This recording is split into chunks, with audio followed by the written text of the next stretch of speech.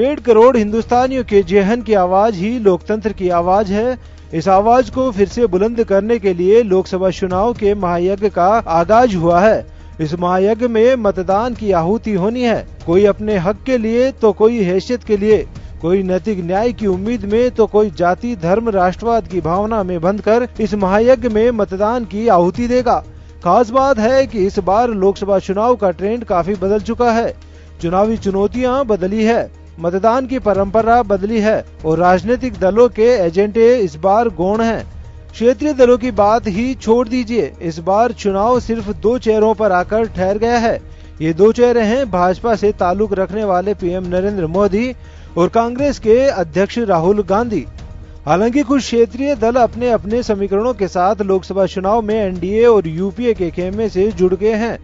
कुछ क्षेत्रीय दल भाजपा या कांग्रेस के बाहरी समर्थन से खुले में लड़ रहे हैं, तो कुछ महागठबंधन से जुड़कर मोदी को टक्कर देने में जुटे हैं। लेकिन इस महायज्ञ के 2 ही महारथी हैं, मोदी और राहुल गांधी। कांग्रेस के राहुल गांधी अब राफेल मुद्दे को छोड़ न्यूनतम आय की थाली सजाकर चुनावी मैदान में हैं। हालांकि इस बार चुनाव में घाटी में घमासान पर भी जोरदार सियासत जारी है। कुल मिलाकर हिंदुत्व विचारधारा की पार्टी माने जाने वाली भाजपा के लिए मोदी पर ही सबसे बड़ा भरोसा है। वहीं सेक्युलर विचारधारा की कांग्रेस के लिए राहुल गांधी।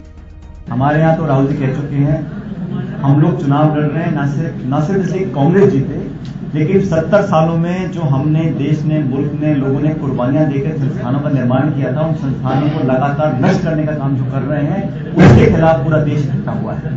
और ये बात सही है, चाहे वो ईडी हो चाहे सीबीआई हो। सीबीआई छापा मार रही है, ईडी को नोटिस दे रहा है, सीबीआई के अध्यक्ष को रात 2 बजे निकाल दिया, सुप्रीम कोर्ट ने दोबारा रीइंस्टेट किया। और ऐसा माहौल बना है कि जहां एक दबिश का माहौल है। इस बार मोदी के खिलाफ क्षेत्रीय दलों का महागठबंधन भी खड़ा है। हालांकि माना यह भी जा रहा है कि क्षेत्रीय दलों के निजी हित ही चुनाव में असली गठबंधन बनाते हैं, यानी महागठबंधन में महारथी राहुल के साथ जुड़े रहेंगे या फिर मोदी के साथ जुड़ जाएंगे। यह चुनाव परिणाम के बाद ही तय होगा।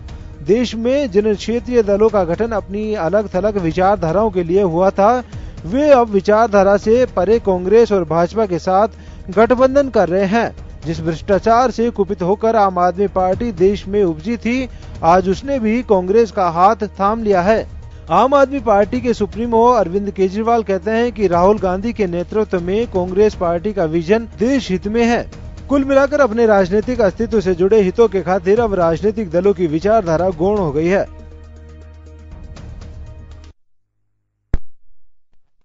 योगेंद्र, आप देख रहे हैं खास खबर, आपने देखा खास खबर का मजमून।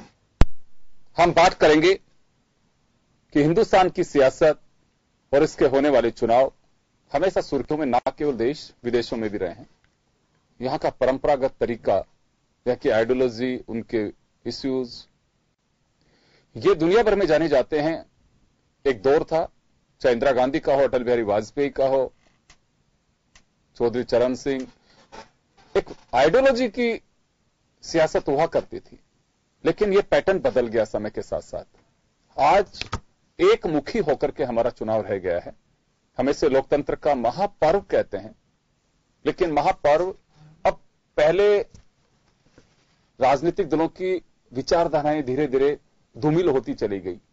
अब पार्टी के सिंबल भी गौण हो रहे हैं। एक मुखी चुनाव, यानी कि भाजपा है तो नरेंद्र मोदी, कांग्रेस है तो राहुल गांधी, समाजवादी पार्टी है तो अखिलेश यादव, बीएसपी है तो मायावती, टीएमसी है तो ममता बनर्जी, टीडीपी है तो चंद्रबाबू नायडू। यानी कि एक मुखी चुनाव हो गया है। केवल राष्ट्रीय पार्टियों का नहीं, रीजनल पार्टीज की भी यही पोजीशन है। अब इसको हम एक गैर राजनीतिक, आज एक मुद्दा राजनीतिक है, लेकिन पैनल हमारा गैर राजनीतिक है। सभी लोग जर्नलिस्ट हैं। हमारे साथ वरिष्ठ पत्रकार महेश शर्मा साहब हैं, हमारे साथ धर्मवीर जी चंदेल साहब सीनियर जर्नलिस्ट हैं, राजेंद्र शर्मा साहब हमारे साथ जुड़ रहे हैं अभी, जो समीक्षक के रूप में लगातार हमारे साथ जुड़े हुए हैं। महेश जी, आपके पास जाना चाहूंगा मैं कि यूं तो केवल राजनीति की बात नहीं है, नैतिक पतन, और जो विचार है उनमें गिरावट सभी जगह आ रही है, लेकिन सियासत के तरीके और जो हालात है उसमें भी काफी मैं बदलाव देख रहा हूं। गिरावट नहीं कहूंगा, मैं इसे बदलाव कह सकता हूं कि अब एक मुखी चुनाव होकर के रह गया है। पिछले चुनाव तक तो यह था कि चलिए पार्टी और सिंबल का भी कहीं कहीं जिक्र आ रहा है, लेकिन अब तो हालात ये हो गए कि किसी नेता के मन से भाषण जहां सज रहा हो वो अपनी पार्टी के सिंबल की कोई अपील नहीं करता, ना ये कहता है कि अमुक प्रत्याशी के लिए आपको वोट कास्ट करना है। सिर्फ एक ही बात, हमारा एजेंडा ये है और ये चेहरा देखिए, यानी कि बस जैसे चेहरे चुनाव लड़ रहे हैं और वो भी एक ही, उसी के नाम पे उन्हीं के चेहरे पर पूरा हिंदुस्तान बंधा हुआ हो। तो इसे किस तरह से देखते हैं आप? देखिए, मैं आपकी बात से बिल्कुल सहमत हूं, इसमें कोई दो राय नहीं, लेकिन इसकी शुरुआत कहां से हुई, थोड़ा सा उसके पीछे में मैं थोड़ा जानना चाहता हूं। 1977 में मध्यावधि इस देश के अंदर चुनाव हुए थे, आम चुनाव, जब जनता पार्टी, तो उस दौरान जो कांग्रेस की जो नेता इंदिरा गांधी के अगेंस्ट पूरा का पूरा मतलब विपक्ष जो था इकट्ठा होकर के एक जनता पार्टी के रूप में आया है। शुरुआत चाहे वो नेगेटिव नकारात्मक दूसरी तरीके से शुरुआत हुई, लेकिन फिर बाद में धीरे धीरे देखा, और इसका जो और इससे भी अगर पीछे अगर चले जाएं तो भाषा विवाद को लेकर के जो द्रमुक आंदोलन तमिलनाडु में हुआ था, उसमें भी मतलब क्या कहता ना ये शुरुआत हुई। और उसके बाद में वहां पे भी दो डिफरेंसेस बाद में हुए, जिसमें एक के करुणानिधि हो गए थे और एक के मतलब बाद में ये जयललिता बाद में बनी। तो एक जो जिस तरह से मतलब नेतृत्व प्रधान दल हो गए। और अब उत्तर भारत की तरफ हम आते हैं या मतलब बंगाल की तरफ चले जाएं तो आपने देखा होगा कि पहले जब कांग्रेस का जब विभाजन हुआ था तो ये कांग्रेस का नाम कांग्रेस आई रखा गया। आई का मतलब इंदिरा, और उससे पहले कांग्रेस अर्श थी, तो कांग्रेस ओ लिखा के अर्श करके उस तरह से बनी थी। कांग्रेस में फिर और मतलब क्या कहते हैं उसमें डिवीजन हुआ, तो उसमें कांग्रेस टीवी बनी, कांग्रेस आपके बाद में ये आपके ममता वाली ये जो है तृणमूल भी बनी है, इसके एनडी तिवारी वाली भी कांग्रेस में बनी थी। तो ऐसे ये इसका क्षरण होता रहा है और भी व्यक्तिगत। तो ये जो राजनीति में जिस तरह से अपने मतलब व्यक्तित्व को बनाने के लिए, अपनी व्यवस्था बनाने के लिए जिस तरह से वो उभार आया है, ये एक परिणाम के रूप में आज ये है कि ये जो आज के इस बार का जो चुनाव है, जो दो भाजपा का जो चेहरा मोदी और कांग्रेस का चेहरा जो राहुल है, इन दोनों के बीच में उभर के ये सामने आ रहा है। तो अगर आप बहुत ही अगर ज्यादा विश्लेषण करेंगे तो बहुत सी चीजें इसमें साथ साथ जुड़ती जाएंगी, कि जैसे या इसको यूं भी कह सकते हैं इवोल्यूशन, एक राजनीतिक इवोल्यूशन भी कह सकते हैं। तो समय के साथ साथ जैसे जैसे मंथन होता जाता है तो उस तरह से उसमें कुछ ऐसे बाई प्रोडक्ट्स भी निकल जाते हैं, तो कुछ अच्छे भी निकलते हैं, कुछ खराब भी निकलते रहते हैं। तो हमारी जो राजनीतिक व्यवस्था में है, जिस तरह के जो भी बदलाव कभी आ रहे थे और उनके मकसद भी अलग अलग होते थे, लेकिन अब चूंकि स्वतंत्र भारत में हर व्यक्ति का जो दल है, दल की जो योजनाएं हैं या उनके जो उद्देश्य हैं, जिस कारण से वो दल बना, वो सब गौण हो गए। उसमें एक व्यक्ति का चेहरा उभर के सामने आता है कि वजह से, जैसे आज भाजपा में नरेंद्र मोदी और आपके शाह जी का चेहरा ही प्रमुख रूप से आता है। इसी तरह कांग्रेस में है राहुल गांधी, अब प्रियंका गांधी का आ गया है चेहरा, वैसे सोनिया गांधी थी, लेकिन इनमें इनसे दिगर जो भी नेता है उनका कोई चेहरा नहीं है। मजेदार बात तो यह है कि मंचों से अब प्रत्याशियों की तस्वीरें भी गायब होती हैं, रीजनल पार्टीज हो चाहे नेशनल पार्टीज हो। मैं राजेंद्र जी के पास जाना चाहूंगा। राजेंद्र जी, सवाल यह है कि पैटर्न बदल गया है इलेक्शन का। पहले पार्टी के नाम पे, उसके सिंबल के नाम पे वोट मांगे जाते थे।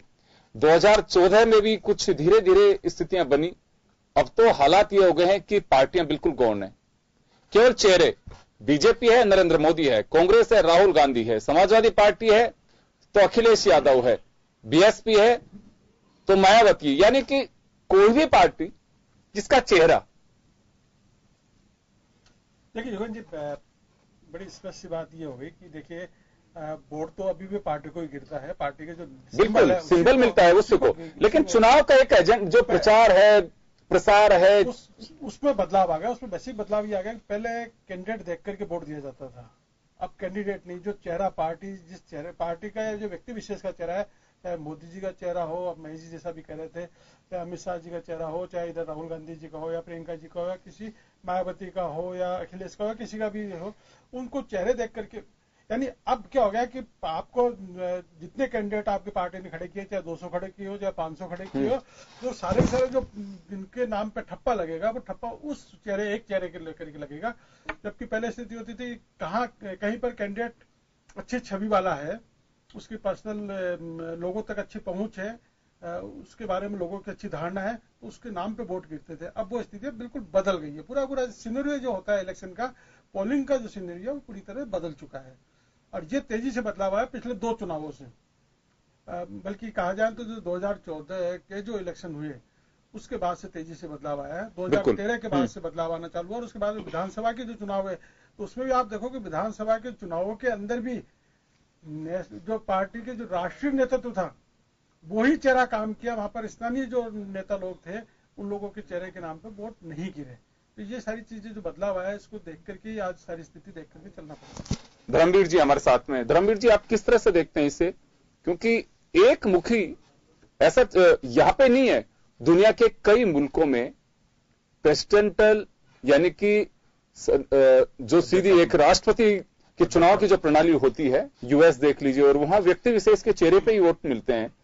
तो हिंदुस्तान में परंपरा तो हमारे प्रधानमंत्री के चयन की, लेकिन इलेक्शन का पैटर्न प्रेसिडेंट उसकी ओर जा रहा है हमारा। आपने जैसे शुरू में जो चर्चा की कि जो राजनीतिक दल हैं वो सिद्धांतों से दूर हो गए हैं, जबकि हम यदि आजादी के दौर में देखें तो आजादी के समय कांग्रेस पार्टी के अध्यक्ष आचार्य कृपलानी थे। प्रथम आम चुनाव हुआ, आम चुनाव के बाद ये लगने लगा कि कांग्रेस कहीं न कहीं समाजवादी विचार से दूर हो रही है, तो आचार्य कृपलानी, डॉक्टर लोहिया, जेपी जैसे लोग कांग्रेस से दूर हो गए। उन्होंने कहा कि हमें वो कांग्रेस नहीं चाहिए जिसमें समाजवादी विचार की बात नहीं होती हो, वो सिद्धांतों का दौर था। उसके बाद उन्होंने अपनी पार्टी बनाई, पहला आम चुनाव हुआ, अपने दल पर लड़े। जिस कृपलानी के नेतृत्व में देश को आजादी मिली, वही कृपलानी पंडित नेहरू के सामने वाली बेंच पर बैठा करते थे, और डॉक्टर लोहिया उसकी आलोचना करते थे कि नेहरू कहीं ना कहीं अपने सिद्धांतों से विमुख हो गए हैं। आज हम देखते हैं आजादी को करीब 70 बसंत गुजरे हैं। इन 70 बसंतों में लगता है कि भारतीय राजनीति का जो स्वरूप है वो विकृत से बहुत विकृत हो गया है। जब देश को आजादी मिली और जब संविधान निर्माण की बात हुई, उस समय विषय निकला कि हिंदुस्तान में कौन सी व्यवस्था में अपनानी है, कि हम लोकतंत्र लाएंगे, कि हम अधिनायकवाद लाएंगे, हमें कौन सा पैटर्न अपनाना है। उस समय संविधान विदों ने कहा कि नहीं, हम डेमोक्रेसी को अपनाएंगे। आखिर डेमोक्रेसी को क्यों अपनाएंगे? तो संविधान निर्माताओं ने कहा कि डेमोक्रेसी एक ऐसी व्यवस्था है जिसमें सभी लोग अपने व्यक्तियों का निर्वाचन करेंगे, जो तटस्थता से निर्वाचन करेंगे।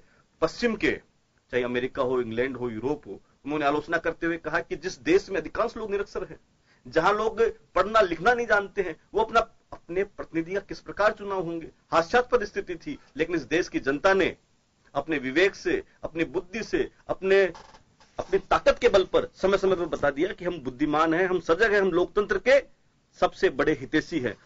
आज हम देखते हैं कि भारत आज दुनिया का सबसे बड़ा लोकतांत्रिक देश है। हिंदुस्तान के साथ अन्य देशों को भी आजादी मिली। हम देखें तो 1917 में रूस को आजादी मिली, वहां बाल्शेविक क्रांति हुई, लेकिन आज रूस कहां है? रूस का टुकड़े हो गए। लेकिन हिंदुस्तान अपनी लोकतांत्रिक पद्धति के आधार पर दुनिया का सबसे बड़ा लोकतांत्रिक देश बना हुआ है।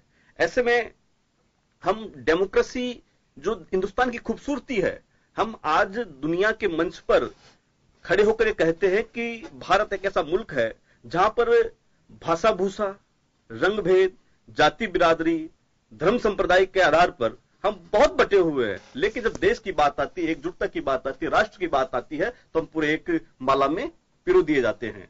रही बात जो आपने कहा कि जिस प्रकार अमेरिका जो सिस्टम है, एक मुखी हमारा चुनाव होता जा रहा है, जैसा कि हमने संसदात्मक शासन व्यवस्था अपनाई है, ये उस समय भी सवाल उठा था क्यों नहीं हम अमेरिका को फॉलो करें, क्यों नहीं हम इंग्लैंड को फॉलो करें। तो हमारे संविधान निर्माताओं ने कहा कि नहीं, हम संसदात्मक व्यवस्था अपनाएंगे जिसके तहत प्रधानमंत्री का डायरेक्ट चुनाव नहीं होगा, बल्कि जो लोग चुनकर आएंगे उनमें से एक व्यक्ति का निर्वाचन होगा, वो प्रधानमंत्री होगा। लेकिन जो 2014 के चुनाव में हमने देखा है, उसमें पूरा चुनाव अध्यक्षात्मक शासन प्रणाली के तहत लड़ा गया है। लोगों ने उस कैंडिडेट को वोट नहीं दिया जो उस कॉन्स्टिट्यूएंसी से लड़ रहा है, लोगों ने उस व्यक्ति को वोट दिया जो उस दल का नेतृत्व कर रहा है।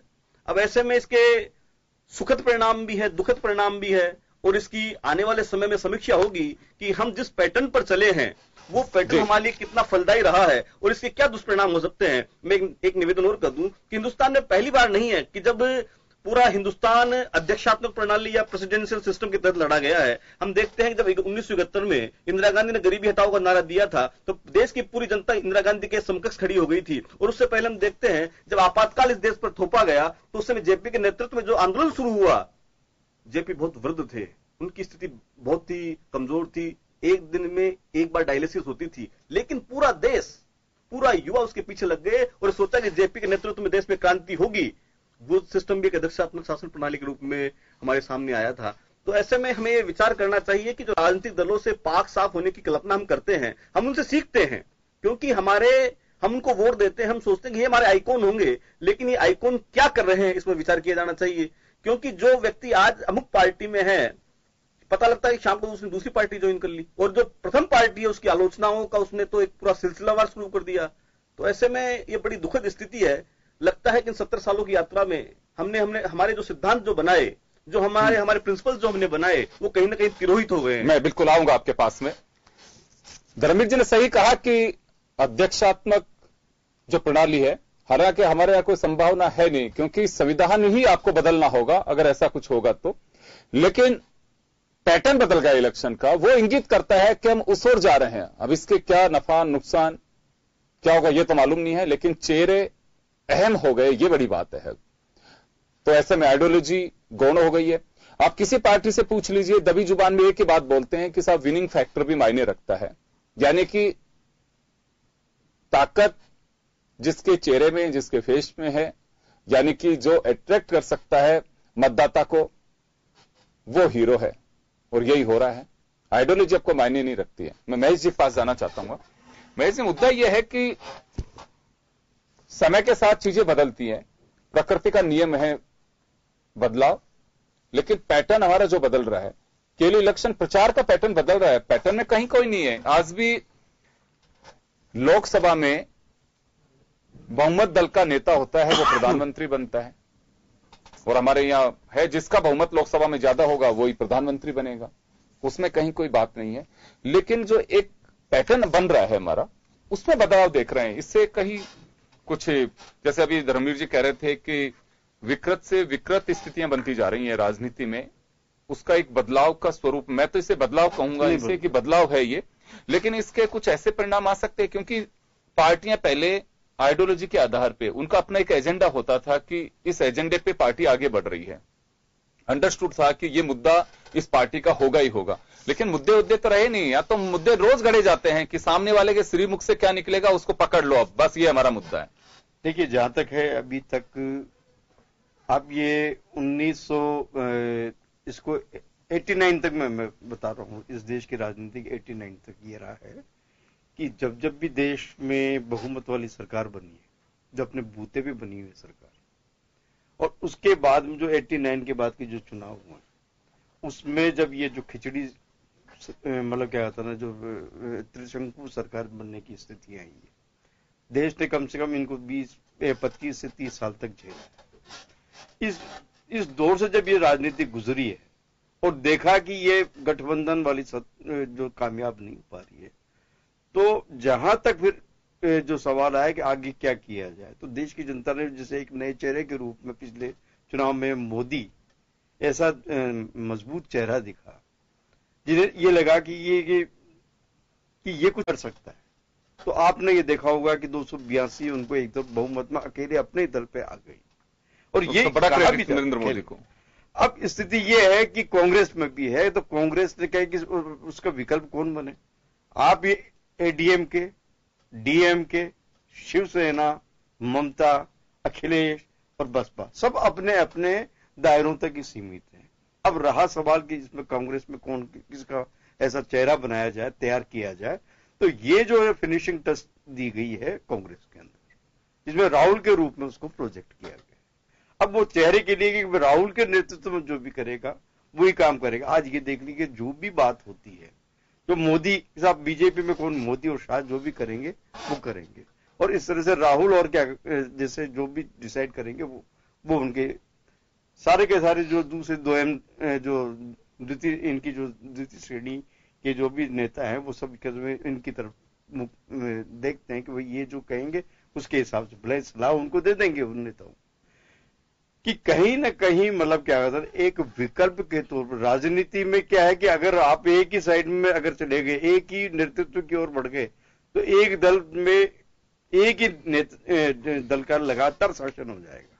इस देश ने बहुत दूर भी देखा है, आपने लगातार जो है 89 तक मतलब सिवाय बीच में एक जो जनता पार्टी का शासन आया था तो वो लगातार एक ही पार्टी केंद्र में रही है, चाहे उसका वो पार्टी अपने आप में भी कभी कांग्रेस थी, फिर कांग्रेस बैलों की जोड़ी वाली थी, फिर हाथ वाली जोड़ी की दूध देती। वही तो आज तो चुनाव चिन्ह का आधार, चुनाव चिन्ह तो सिर्फ इस वजह से समझाया जा रहा है कि वहां आपको नरेंद्र मोदी या राहुल गांधी या मायावती इसके चेहरे नहीं मिलेंगे, आपको सिंबल मिलेगा या कैंडिडेट का चेहरा मिलेगा वहां पे। तो ये एक समझाना जरूरी हो गया। मेरा दूसरी बात कहूंगा मैं इसमें कि यहां परेशानी भी सामने आ सकती है।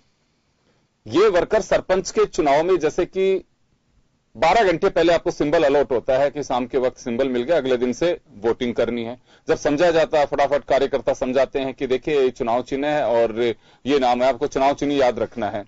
तो राजेंद्र जी आपके पास मैं आना चाहूंगा कि कहीं ऐसे हालात तो नहीं बनेंगे कि वहां जाके देखें कि वो भाषण देने वाला जो चेहरा दिखता था तो दाढ़ी वाला नरेंद्र मोदी दिखता था, इसमें तो कहीं दिख ही नहीं रहा है। क्योंकि ये मैं देखता हूं कि मंचों से हो चाहे कहीं से भी वो गायब है, सिंबल गायब हो रहे हैं और वो प्रत्याशी का नाम ही गायब है। मजेदार बात यह है कि आजकल तो नेता भाषण में सिर्फ अपनी बात कहते हैं कि किस प्रत्याशी के लिए वोट मांगने आए वो भी गायब है। देखिए योगेंद्र जी, पहली चीज तो ये है कि निश्चित रूप से सिंबल के आधार पर जो पोलिंग होती है वो सिंबल के आधार पर होती है और लोगों को कहीं ना कहीं चाहे मोदी जी का चेहरा हो, चाहे राहुल जी का चेहरा हो, चाहे अखिलेश जी का चेहरा हो, तो इनके सिंबल की पहचान भी लगभग होती है। पर आप एक दूसरी स्थिति को देखिए कि एक्चुअल में एक विडंबना वाली स्थिति या जो दूसरी स्थिति आ रही है वो ये आ रही है जो हिंदुस्तान के पॉलिटिक्स के अंदर।